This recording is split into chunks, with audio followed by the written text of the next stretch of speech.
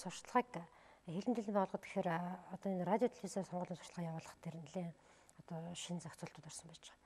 За ялангуяа улсын хэмжээнд буюу улсын нийслэлийн хэмжээнд нэвтрүүлэх засдаг радио телевиз нь сонгуулийн эрх хараанд мэдээлэл ирүүлнэ.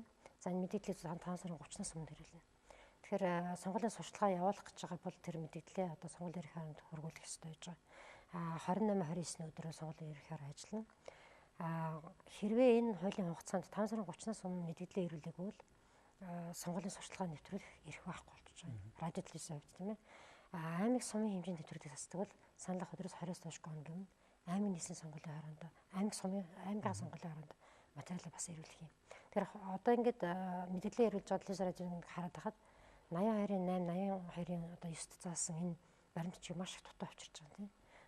Одоо 3 төрлийн бичгээр нь тавчрна гэсэн байж хат чинь ганцхан албан бичгт ирж байгаа жишээ нь тийм. Тэгэхээр ингээд хуулиа маш сайн ер нь ганцхан нэг тал гэлтгүүгээр тийм ээ сонгуулийн эрх хараа өөртөө гэлтгүүгээр сонгуулийн одоо энэ хуулийн дагуу оролцож байгаа бүх газрууд бүх оролцогч талууд хуулиа маш сайн судлах хэрэгтэй юм шиг байна. Тэгэхгүй одоо ингээд хүрээд нэг бичиг аваад хүрээд ирдэг. Бид одоо сүүлийн үндсэндээ 3 өдөр бол ганцаарчилсан зөвлөгөөг өдөрж ингээд өгсөөр гал ингээд дуусчихин тийм ээ бидний ажил ингээд дуусчихин. Тэгэхэд энэний цаана маш олон ажил болж байгаа байхгүй. Гэхдээ энэ жил бол харьцангуй бас сонгуулийн эрх хараанууд бол ингээд хараад хаад сонгогчдын итгэхийг нэмэгдүүлэх чиглэлээр ингээд маш олон төсөл хөтөлбөрүүд хэрэгжиж байна тийм ээ. Залуу сонгогч гэдэг одоо нэг улс төрийн боловсролын академид хэрэгжиж байна. За энэ одоо сонгогчдын боловсрол төвээр бас нэг төсөл хэрэгжиж байна.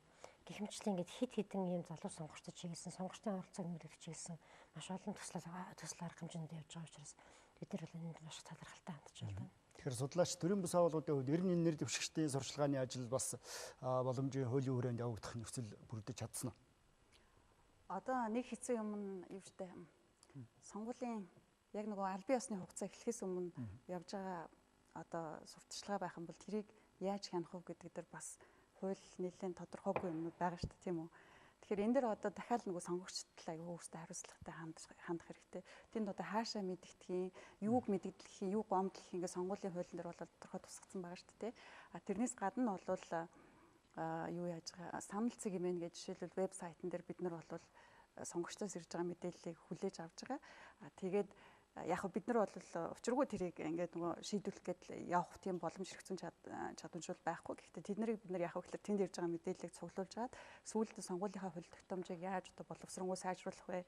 Энэ одоо гарч байгаа алдааг яаж засах вэ гэдэг дээр бол зөвлөмж боловсруулдаг. Ингээ хууль маань сайжраад өгнө явах учиртай. Тэгэхээр энийг бол бас их сайн анхаарах хэрэгтэй манай сонгогчдод те энэ талаар юуг хууль бус сурчлагын гэдэг вэ гэдгийг бол хуулиар маш сайн тодорхойлоод өгсөн байгаа те. Тэгэхээр энэ бүх одоо заалтуудыг бас мэдчих хэвээр. Тэгээд яг л хуулиараа бүх юм явж ижил ерөнхийдөө сонгуульч шудраг зөв сонгуул болох учиртай болохоор бас энэ дээр идэвхтэй оролцоосоо гэж хүсэж байгаа. Дээрэс нь түрүүний хэлсэн миний санал цэг юм гээ вебсайтн дээр хуульчаас асууя гэсэн булан интерактив булан нэмэгдсэн байгаа. Тэгээд энэ дээр бол хинч ороод асуулт асууж болно. Хуулийн заалт янз бүрийн юм тодорхойг байх юм бол энэ юу гэсэн үг юм бэ гэд.